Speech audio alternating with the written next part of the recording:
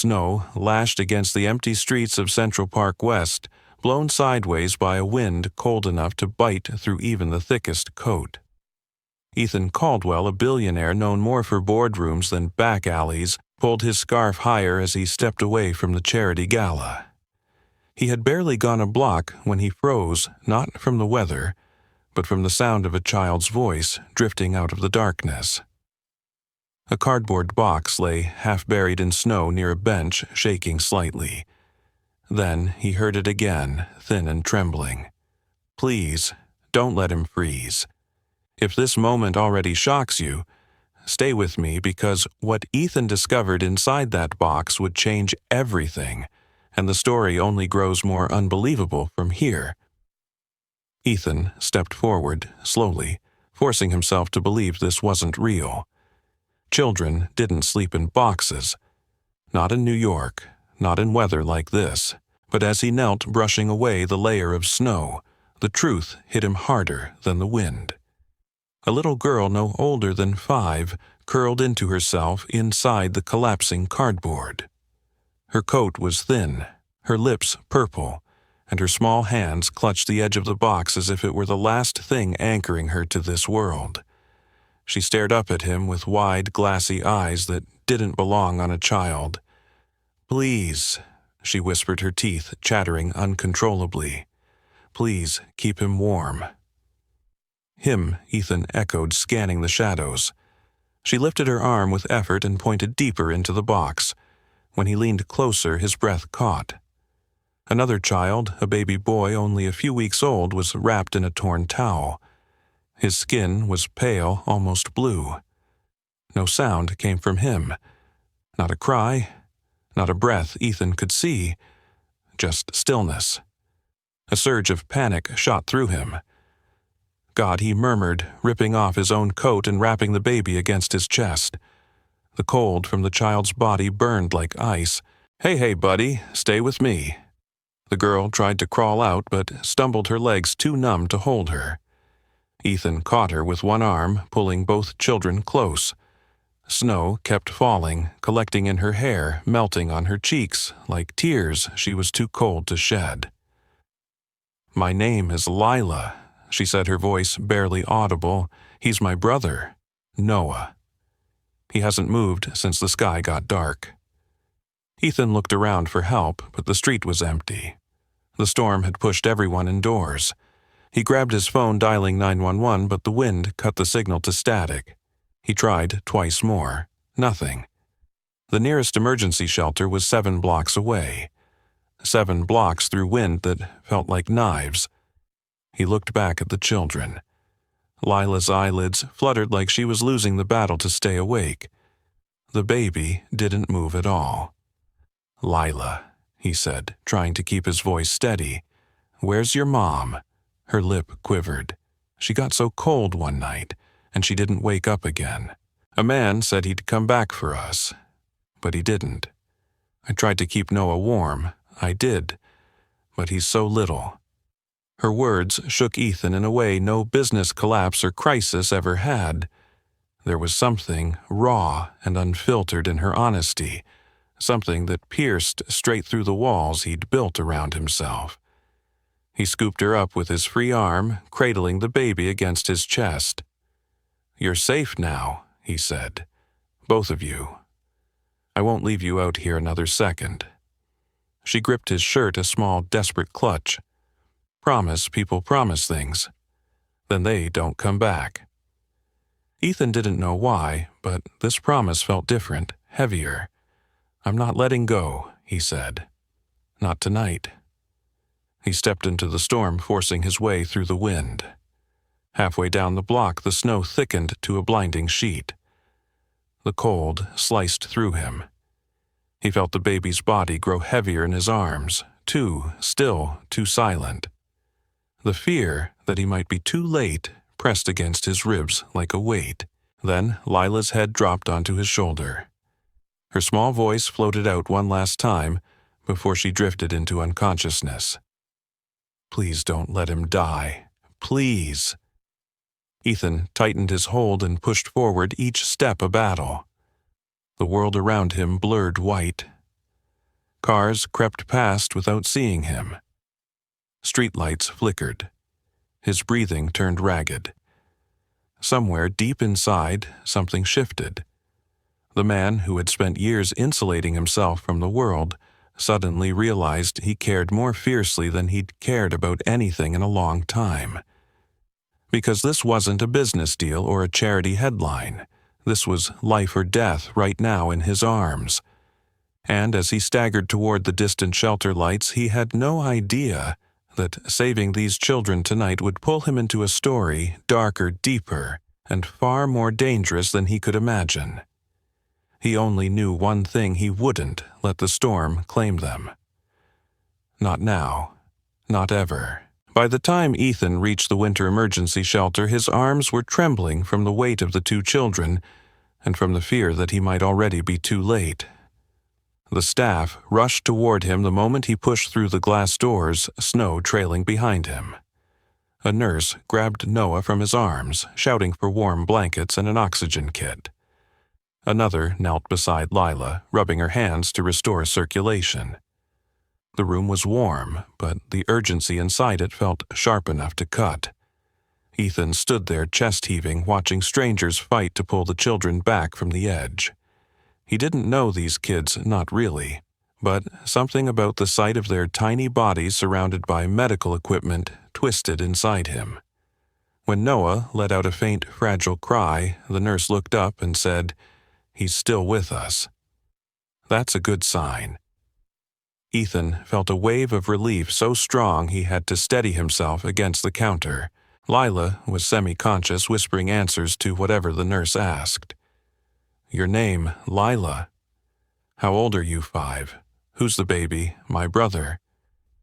But when they asked where she'd been staying or who she belonged to, her breath hitched. She shut down, retreating into herself. Ethan stepped forward instinctively. "Easy," he said. "Let her breathe." The nurse gave him a curious look as if trying to place who he was in all of this, but she didn't question him further. Paramedics arrived 15 minutes later. They asked for a full account, and as Ethan described the scene in Central Park West, their expressions shifted from shocked to grim. One of them muttered, "Kids don't survive long out there. Not in this weather." Another officer stepped in, a tall woman with a calm voice and a badge that read, "Officer Martinez." She approached Lila, gently crouching to meet her eyes. "Sweetheart, can you tell us where your mom is?" Lila shook her head, tears gathering. She got cold. She didn't wake up. The room paused just for a beat, but it was enough to fracture something inside Ethan. He hadn't known her mother, but he could picture it: a woman fighting to keep two children warm, with nothing but a cardboard box and a thin coat. And now, this little girl was left to answer questions no child should ever face. Officer Martinez stood up and pulled out her radio. "We'll need Child Protective Services on site," she said quietly. Ethan felt the shift immediately. Procedures, protocols, systems. All clinical tidy words that meant they would take these kids somewhere else. Somewhere unknown, somewhere without him. Lila must have sensed it too. Her fingers gripped his sleeve, desperate and small. "Don't let them take us," she whispered. "People always take us." Her voice cracked on the last word, and Ethan felt something inside him snap into place. This wasn't charity. This wasn't sympathy. This was responsibility, the kind that doesn't wait for permission. When the CPS caseworker arrived, a woman named Denise, with a tired but kind face, she gave Ethan a polite nod before focusing on the children. "We'll arrange emergency placement," she said. "Given the circumstances, they'll need to be separated for evaluation." Ethan stepped in before he even realized he was moving. "Separated," he repeated. "They're all each other has. It's temporary," she said. "Standard procedure. Standard procedure's going to traumatize this kid." Ethan replied, glancing at Lila, who had curled into the corner of the cot, eyes wide with fear. She won't understand why her baby brother is being taken away from her. Denise sighed, rubbing her forehead. "Sir, I understand your concern, but unless you're a registered emergency caregiver or a relative, there's only so much flexibility we have." The room fell silent. The snow battered against the windows. Ethan looked at Lila, at Noah hooked up to wires and monitors at the nurses, trying to restore warmth to limbs that should never have gone numb in the first place. He thought about the silence of the box, the way the storm buried their tiny world, how no one else had seen them. "I'll take them," he said. The words were out before he could soften them, and yet, even as he heard himself say them, he knew he meant every syllable. Denise stared. "You're volunteering to take custody of 2 minors you found an hour ago. I'm offering to keep them safe for the night." Ethan clarified. "You said you need a registered emergency caregiver. I can get whatever paperwork you need right now. I have resources. I have a home. I have space." But he nodded toward Lila. "She has no one else she trusts. And that baby needs stability for at least the next several hours to recover. Let me help." Lila's head lifted. She looked at him with a kind of hope he wasn't prepared for, a hope so fragile it felt dangerous to touch. "You said you wouldn't leave," she whispered. "Do you still mean it?" Ethan knelt beside her, lowering his voice. "I don't break promises," he said, and for the first time in years, it wasn't a line, it was the truth. Denise hesitated, torn between policy and the very real fear she saw in Lila's eyes. Finally, she exhaled. "If you agree to supervised temporary placement until morning, I can authorize it. But this is highly irregular." "Nothing about tonight has been regular," Ethan replied. Officer Martinez added, "Given the weather, it might be the safest option. The courts won't open until tomorrow. Let the kids stay together tonight. That did it." Denise wrote the emergency order on her tablet, had Ethan sign a digital form, and entered his information. When she handed Lila back into his arms, the child pressed her cheek against his chest like she'd been waiting for that moment all night. Noah was stabilized enough to transport with portable equipment. A nurse showed Ethan how to keep the infant warm and monitor his breathing.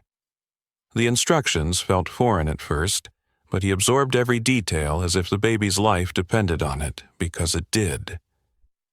As they stepped back into the night, the snowfall had slowed to a quiet drift. Ethan looked down at the 2 children bundled in his arms. Hours ago, he'd walked away from a room full of people because he felt alone. Now, in the frozen silence of a winter storm, he realized he wasn't alone at all. He had 2 small lives depending on him. And whether he understood it or not, he had just crossed a line there was no coming back from.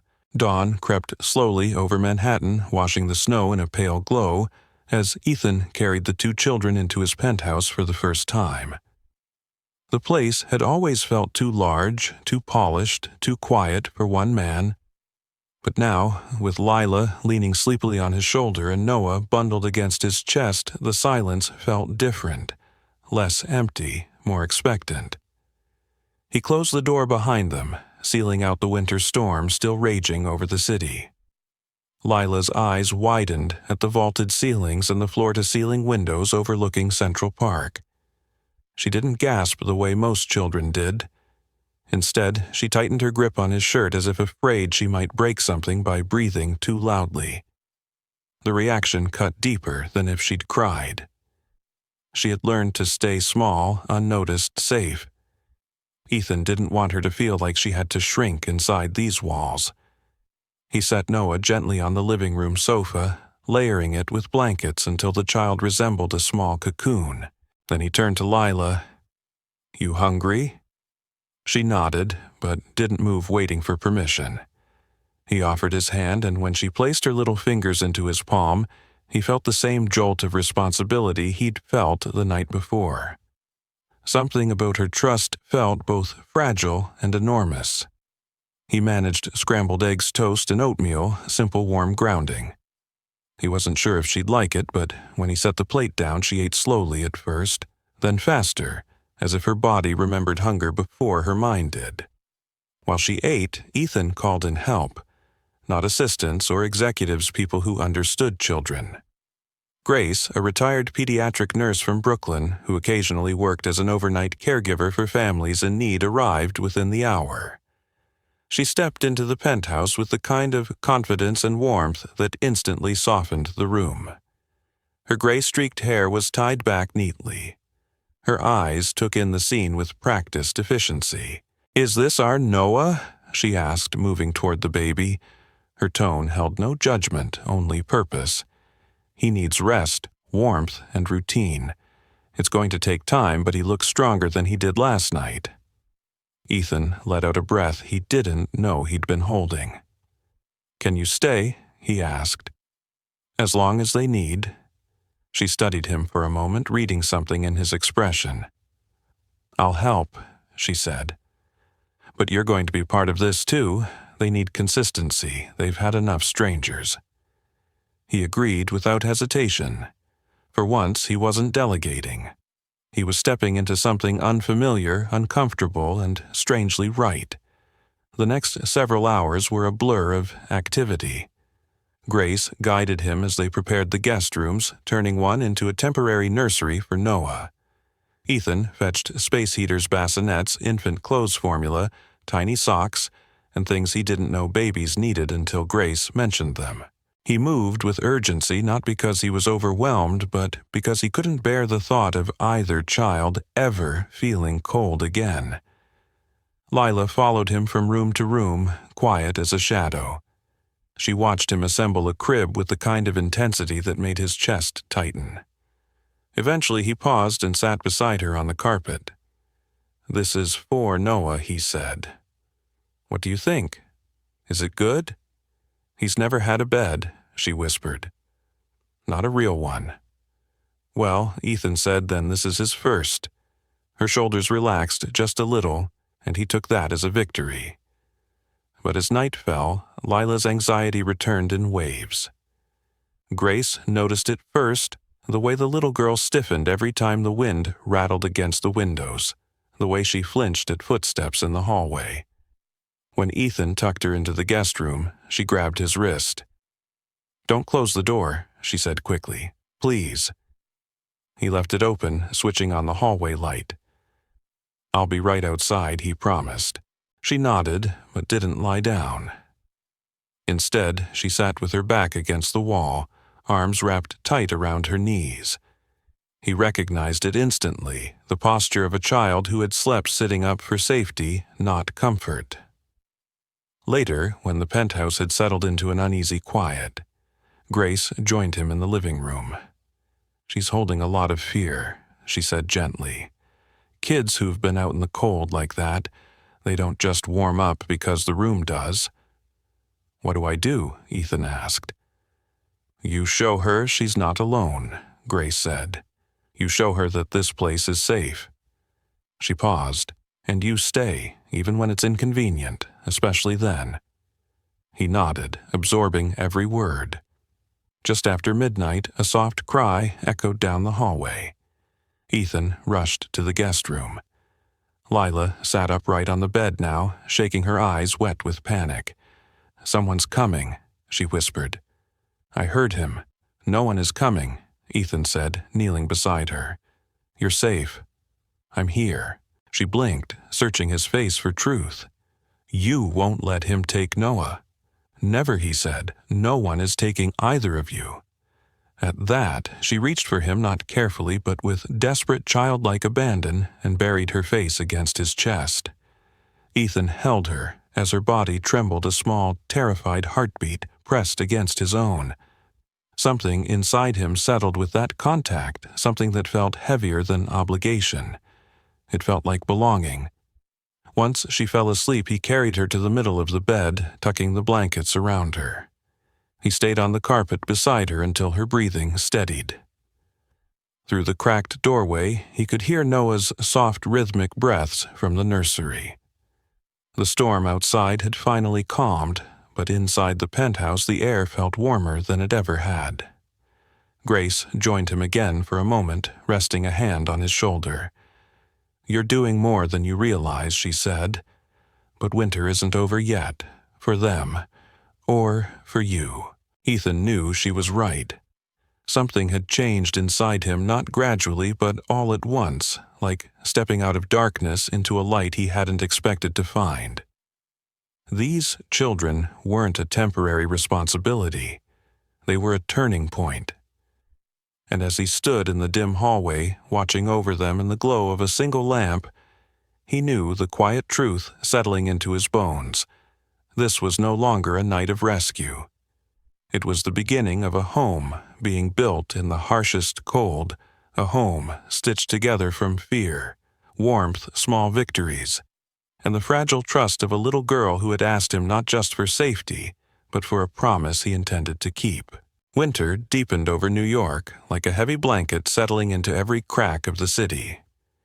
Inside Ethan's penthouse, the world felt gentler. Slower mornings, warm meals, the soft hum of heaters working overtime. But beneath that warmth, something unsettled lingered. Lila had begun to smile again, faintly, cautiously. Noah was gaining strength, his tiny fingers curling around Ethan's thumb with growing confidence. Yet, every so often a shadow crossed Lila's eyes, a hesitation that told him her fears hadn't thawed with the snow. The first sign came one evening when Grace stepped out to get groceries. As the door clicked shut, Lila jerked upright from the couch, heart pounding so loudly Ethan could hear it from across the room. She scanned the hallway as if expecting someone to appear. "Who was that?" she whispered. "It's just Grace," Ethan said gently. "She'll be back soon." But Lila didn't calm. She pressed herself against him, clutching his arm. "That's how he sounded," she said. "That's how the door sounded when he left." Ethan lowered himself to her level. "Who, Lila?" "Who left?" Her eyes dropped to the carpet. "Mark." The name hung in the air like a gust of cold wind. Over the next few days, little pieces of the truth came out.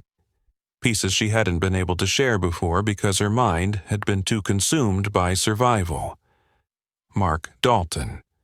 Noah's biological father had lived with them for a short time. The details were thin, but each one carried weight. His drinking, his rage, his disappearance. And the terrible night when their mother collapsed and he walked away instead of getting help. Ethan listened, every word slicing deeper than the one before. A week later, Grace pulled Ethan aside in the kitchen. The more she remembers, the more unstable she feels. She's watching the windows at night. She's flinching at sounds. It's fear returning, because she believes he'll come back. "She's safe here," Ethan said. "She needs more than safety," Grace replied. "She needs to know he can't touch her anymore." But fate wasn't interested in waiting for reassurance. It was nearly midnight when Ethan noticed movement outside the building's private entrance, just a flicker barely noticeable, but enough to put him on edge. The intercom buzzed moments later. When Ethan answered, the doorman spoke in a low, uneasy voice. "Mr. Caldwell, there's a man down here asking about you. He keeps insisting he needs to speak with you. He knows your name." "Did he give as Ethan asked?" A beat of silence. "Mark Dalton." Ethan felt the ground shift under his feet. He told the doorman not to let the man in under any circumstances, and hung up. His heartbeat quickened as he went to check on the children. Lila was asleep in her bed, curled around a stuffed bear Grace had bought her. Noah was resting peacefully in his crib. They were unaware of the storm that had just landed on their doorstep. Ethan stayed awake the rest of the night, sitting in the living room chair, positioned between both bedrooms, listening for the elevator footsteps, anything. The hours dragged. Dawn eventually broke, pale and brittle, but he didn't feel relief. He felt the weight of a door he hadn't realized he'd opened. That morning he met with Officer Martinez and a CPS liaison. They listened carefully as he explained the situation. Martinez nodded. "Mark Dalton has a record," she said. "Old charges, petty crime, substance abuse. He's unstable, but he's technically still Noah's legal father. Legal, Ethan repeated. He abandoned them. He left their mother to die. I know, Martinez said quietly. But proving abandonment and negligence takes time. Until then, he has rights. The words stung. The system, for all its structure, could be maddening in its blindness. That afternoon, Mark forced the issue. He showed up outside the shelter where the children had been taken during the first night, demanding information. He paced the sidewalk, shouting at staff, insisting Noah was his son and had been stolen. When police arrived, he calmed down just enough to avoid arrest. News of the incident reached Ethan within the hour. Grace placed a steadying hand on Ethan's arm. "He isn't showing concern," she said. "He's showing possession." Lila overheard enough to become frantic. She ran to Ethan, sobbing into his chest. "He can't take Noah. He'll hurt him. Please don't let him." He held her close, rubbing her back as she shook. "No one is taking him," he repeated. "You're safe. You're both safe." Later that evening, Mark managed to approach Ethan directly. It was outside the courthouse after Ethan met with an attorney to discuss emergency guardianship. Mark emerged from the shadows of the building entrance looking thinner than Lila had described. His eyes were bloodshot, his hands trembling from withdrawal or cold or both. "You're the guy who took my kids," he said, stepping forward. "They're not your property," Ethan replied. "You don't get to say that," Mark spat. "He's mine. He's a baby," Ethan shot back. "One you left to freeze." Mark's jaw tightened. "You think you're better than me because you've got money. You think she would have chosen you over me." His voice cracked at the end, revealing a fracture Ethan hadn't expected. "This isn't about me," Ethan said. "This is about what's best for them." Mark's anger shifted to something bitterer, regret maybe, or shame, swallowed so long it had curdled. He leaned against the wall, suddenly exhausted. "I messed up," he murmured. "I know I did. I didn't know how to fix it. I thought if I left, she'd get better." Ethan didn't soften. Understanding a man's pain is not the same as excusing his choices. You're not getting near them until a judge says. "So," Ethan said. "And if you care at all, you'll let professionals decide what they need." Mark said nothing that time. He just turned away, shoulders hunched, disappearing into the swirl of snow like a ghost retreating into its own past. But the encounter made one thing clear: the past wasn't finished with them. And if Ethan wanted a future for these children, a real one, safe and steady, he would have to fight for it, even if that meant facing a man who had already destroyed one life and nearly taken two more. Snow still covered the city in soft drifts the morning the judge gave her final ruling. The courthouse windows glowed against the white sky, and inside the hearing room the air felt suspended, as if the world itself was waiting to exhale. Ethan stood beside his attorney, hands clasped behind his back, shoulders tense. And across the room Lila sat in a small chair, legs swinging nervously, clutching the frayed sleeve of her yellow sweater. Noah was in Grace's arms, bundled in blue fleece cheeks, warm against her neck. When the judge spoke, it was with a calm authority that made every word land deep.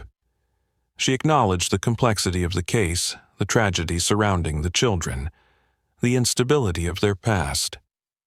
Then she said the words that seemed to part the gray winter sky: permanent guardianship granted to Ethan Caldwell with full parental rights. For a moment, Ethan didn't move.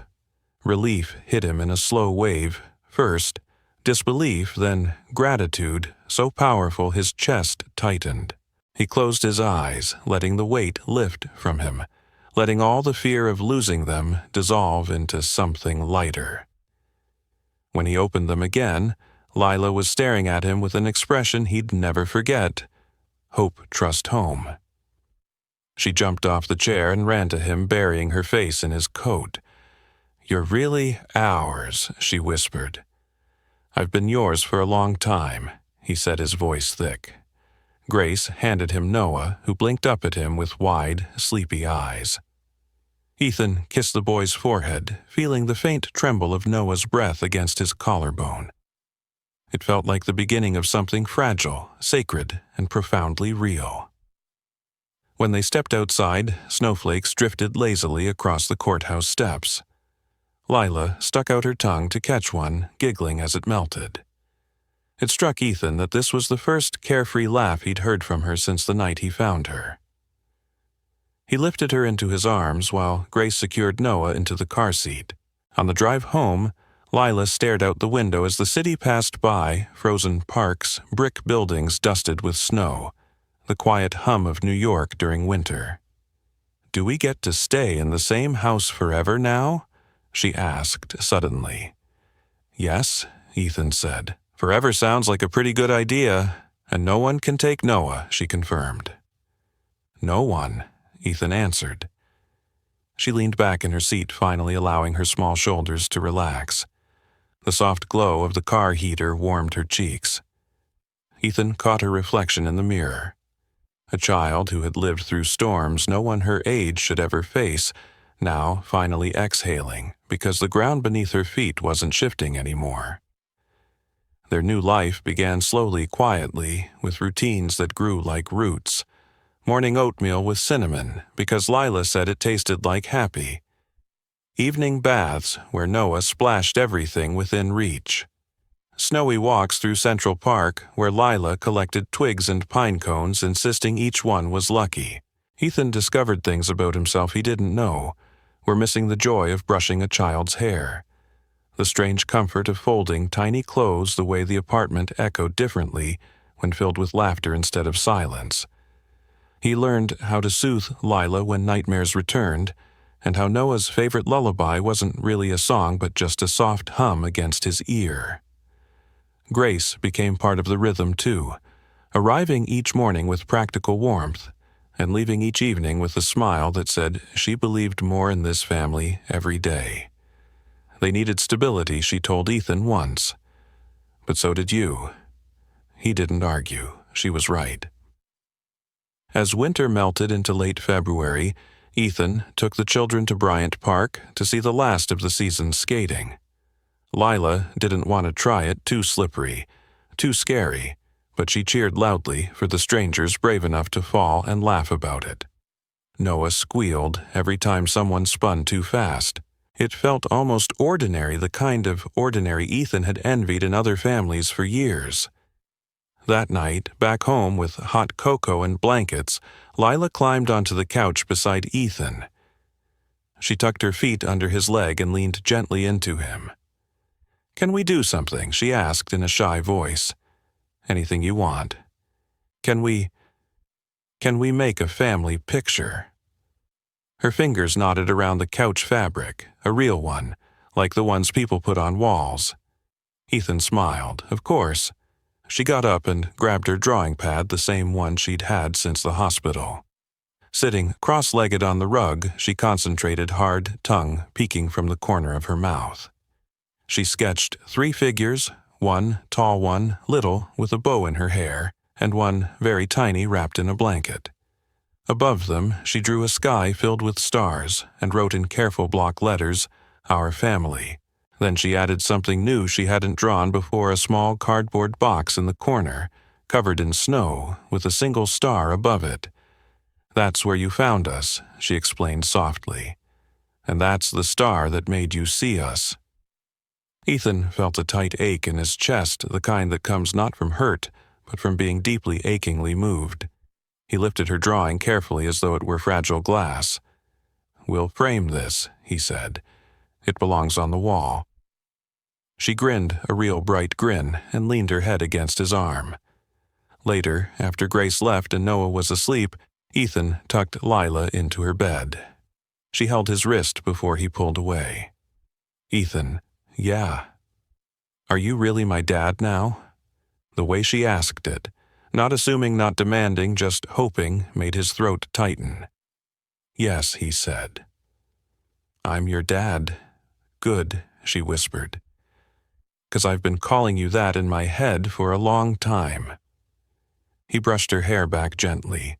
"I've been calling you mine in my heart for just as long." She smiled drowsily and closed her eyes. Before leaving the room, Ethan paused at the doorway. Snowflakes floated past the window, catching the glow of the street lamp, each one a small glimmer in the night. Winter had been harsh, unforgiving, but it had also delivered two souls into his life, fragile and fierce, asking only for warmth. He stood there, listening to their breathing, feeling the fullness of a future that had once seemed impossible. A family made not by blood, but by courage, by chance, by a single choice in the cold that changed everything. A family made of winter light. In the end, the story of Ethan, Lila, and Noah is not simply a tale about rescue or charity. It is a story about three lives intersecting at the coldest moment of winter, each carrying its own kind of emptiness, each unknowingly waiting for the other. Ethan had spent years building an empire, polished offices, immaculate schedules, flawless success, but beneath all of it was a quiet loneliness he never dared name. Lila, small and resilient beyond her years, had carried burdens no child should ever bear: fear, loss, uncertainty. Noah, barely more than an infant when Ethan found him, had begun life in the harshest conditions imaginable, yet carried a gentleness that softened anyone who held him. Their paths crossed through a single extraordinary choice made in the falling snow. What began as a moment of compassion became a commitment, then a bond, then a family. Winter, once a season of silence and isolation, transformed into a refuge where they rebuilt their lives together. Ethan learned not only how to care for children, but how to let them care for him. Lila learned that home wasn't a place but a feeling, a sense of being seen, valued, safe. Noah learned to grow surrounded by warmth instead of cold, by love instead of fear. Through legal battles, long nights, unexpected fears, and small triumphs, their family slowly became real in every practical and emotional sense. Not by blood, not by obligation, but by devotion. And when the judge finally affirmed what their hearts already knew, they stepped out of the courthouse into a new beginning, one shaped not by circumstance but by choice. Looking back, it becomes clear that the greatest miracles rarely appear as grand gestures. They come disguised as small decisions, stopping instead of walking past, listening instead of dismissing, caring when convenience says not to. Ethan's life changed not because he planned it or sought it, but because he opened his heart long enough for possibility to enter. Lila and Noah found a future because they were brave enough to trust a stranger when the world had given them every reason not to. Miracles don't require perfect timing, they require a willing heart.